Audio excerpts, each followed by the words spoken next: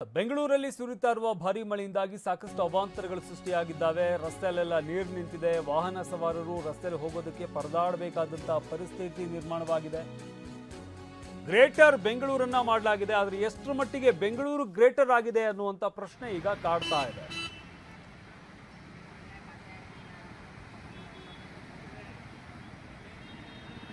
ನಮ್ಮ ಪ್ರತಿನಿಧಿ ರಿಚ್ಮಂಡ್ ರಸ್ತೆಯಿಂದ ನೇರ ಸಂಪರ್ಕದಲ್ಲಿ ಜಾಯ್ನ್ ಆಗಿದ್ದಾರೆ. ಪ್ರದೀಪ್, ಗಮನಿಸ್ತಾ ಇದ್ದೀವಿ ಬೆಂಗಳೂರಿನಲ್ಲಿ ಸಾಕಷ್ಟು ಕಡೆ ಮಳೆಯಿಂದ ಸಾಕಷ್ಟು ಅವಾಂತರಗಳು ಈಗಾಗಲೇ ಸೃಷ್ಟಿಯಾಗಿರುವಂಥದ್ದು. ಸದ್ಯಕ್ಕೆ ನೀವಿರುವಂತಹ ಜಾಗದಲ್ಲಿ ಯಾವ ರೀತಿಯಾಗಿದೆ ಪರಿಸ್ಥಿತಿ?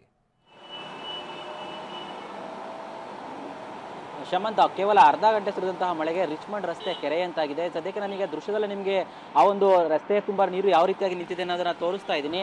10 ಗಂಟೆಗೆ ಪ್ರಾರಂಭವಾದಂತಹ ಮಳೆ ಕೇವಲ ಅರ್ಧ ಗಂಟೆ ಜೋರಾಗಿ ಬಂತು. ತದನಂತರ ಅದು ಸಾಮಾನ್ಯ ಮಳೆ ಕಡಿಮೆ ಆಯಿತು. ಆದರೆ ಈ ಅರ್ಧ ಗಂಟೆ ಮಳೆಯಿಂದಾಗಿ ರಸ್ತೆ ತುಂಬ ಇನ್ನೂ ಸಹ ಅಂದರೆ 1 ಗಂಟೆ ಕಳೆದು ಸಹ ಮಳೆ ನೀರು ಯಾವ ಪ್ರಮಾಣದಲ್ಲಿ ಹರಿತಾ ಇದೆ ಅಂತ ನೋಡ್ಬೋದು. ರಿಚ್ಮಂಡ್ ಸರ್ಕಲ್ ಅಂದರೆ ಶೋಲೆ ಸರ್ಕಲ್ ಇಂದ ರಿಚ್ಮಂಡ್ ಸರ್ಕಲ್ ಕಡೆ ಹೋಗುವಂತಹ ಈ ರಸ್ತೆಯಲ್ಲಿ ಕಂಟಿನ್ಯೂಸ್ ಆಗಿ ವಾಹನಗಳು ಕೂಡ ಚಲಿಸ್ತಾನೆ ಇರ್ತವೆ. ನೂರಾರು ವಾಹನಗಳು ಬರ್ತಾನೆ ಇದೆ.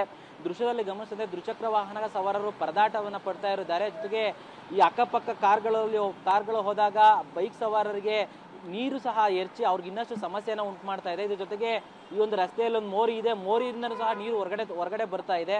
ಜೊತೆಗೆ ಈ ಒಂದು ರಸ್ತೆಯ ನೀರೆಲ್ಲ ಈ ಒಂದು ರಿನಿಯಸ್ ರಸ್ತೆ ಏನಿದೆ ಈ ರಸ್ತೆಗೆ ಬಂದು ಸೇರ್ತಾ ಇರುವಂಥದ್ದು. ಈ ರಸ್ತೆಯು ಸಹ ನೀರಿನಿಂದಾಗಿ ಜಲಾವೃತಗೊಂಡಿತ್ತು. ಸದ್ಯಕ್ಕೆ ನೀರಿನ ಪ್ರಮಾಣ ಸ್ವಲ್ಪ ಕಡಿಮೆ ಆಗಿದೆ. ಹೀಗಾಗಿ ಈ ರಸ್ತೆಯಲ್ಲಿ ವಾಹನ ಸಂಚಾರ ಮಾಮೂಲಿ ಆಗ್ತಾ ಇದೆ. ಆದರೆ ರಿಚ್ಮಂಡ್ ಸರ್ಕಲ್ಗೆ ಸೋಲೆ ಸರ್ಕಲ್ ಇಂದ ಸಂಪರ್ಕ ಕಲ್ಪಿಸುವಂತಹ ರಸ್ತೆ ಮಾತ್ರ ಅದೇ ರೀತಿಯಾಗಿ ದೃಶ್ಯ ಇರುವಂಥದ್ದು. ಕಂಪ್ಲೀಟ್ ಆಗಿ ನೀರು ಜಲಾವೃತವಾಗಿ ಕೆರೆಯಂತಾಗಿದೆ. ಇದು ಬೆಂಗಳೂರಿನ ಕೇವಲ ಇದೊಂದು ಜಾಗದಲ್ಲಿ ಮಾತ್ರವಲ್ಲ, ಅನೇಕ ಕಡೆ ಇದೇ ರೀತಿಯಾದಂತಹ ಸಮಸ್ಯೆ ಕೇವಲ ಅರ್ಧ ಗಂಟೆ ಸುರಿದಂತಹ ಮಳೆಯಿಂದ ಆಗಿದ್ದು, ಅಧಿಕಾರಿಗಳು ಈ ರೀತಿ ನೀರು ನಿಂತ್ಕೋಬಾರ್ದ ರೀತಿ ಕ್ರಮವನ್ನು ಆದಷ್ಟು ಬೇಗ ಕೈಗೊಳ್ಳಬೇಕಾಗಿದೆ. ಶಮಂತ.